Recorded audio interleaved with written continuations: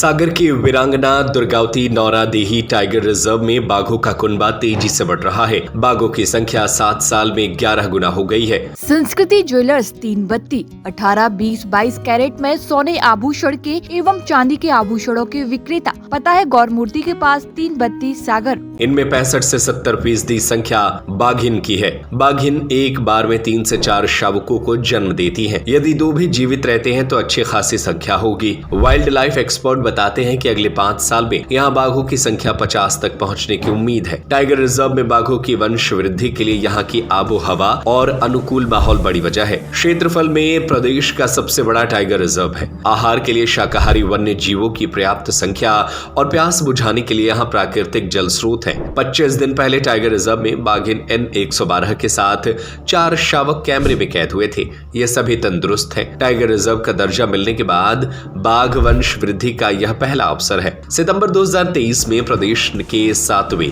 और बुंदेलखंड के दूसरे टाइगर रिजर्व को नेशनल टाइगर कंजर्वेशन अथॉरिटी से मंजूरी मिली थी। वीरांगना दुर्गावती टाइगर रिजर्व में सागर, दमोह, नरसिंहपुर जिले का कोर एरिया शामिल किया गया है। 2018 बाघ शिफ्टिंग प्रोजेक्ट के तहत बाघ बाघिन लाए जाने के कुछ साल बाद यहाँ कुछ बाहरी बाघ आकर बस गए। टेरिटरी को लेकर बाघों के बीच संघर्ष हुआ। यहाँ 20 से 25 तेंदुओं के अलावा चिनकारा, हिरण, नीलगाय, सियार, भेड़िया, लकड़बग्घा, भालू, मगरमच्छ, सांभर, मोर, चीतल व अन्य वन्य जीव भी हैं। टाइगर रिजर्व की पहली बाघिन राधा की बेटियों से बाघों का कुनबा बढ़ रहा है। एक बार में 4 शावकों को जन्म दिया। बाघिन राधा की पहली संतान ने दोबारा 4 बच्चों को जन्म दिया है। बाघिन राधा ने पहली बार नौरादेही में 2019 में 3 शावकों को जन्म दिया था, जिनमें 2 मादा और 1 नर था। दोनों बेटियों से वंश वृद्धि हो रही है, इसीलिए राधा को mother of Durgavati tiger reserve कहा जाने लगा है। 1.5 साल पहले नौरादेही के पहले बाघ किशन N2 की एक बाहरी बाघ से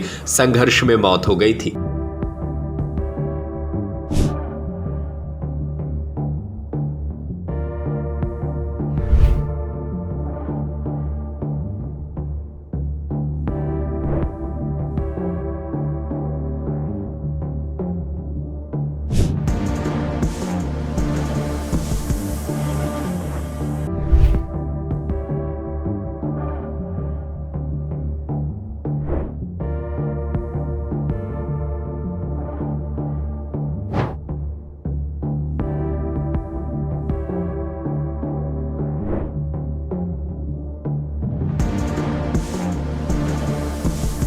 संस्कृति ज्वेलर्स 3 बत्ती 18, 20, 22 कैरेट में सोने आभूषण के एवं चांदी के आभूषणों के विक्रेता। हार, चूड़ी, चैन, अंगूठी, चांदी के बर्तन एवं मूर्ति, करधौनी, पायल।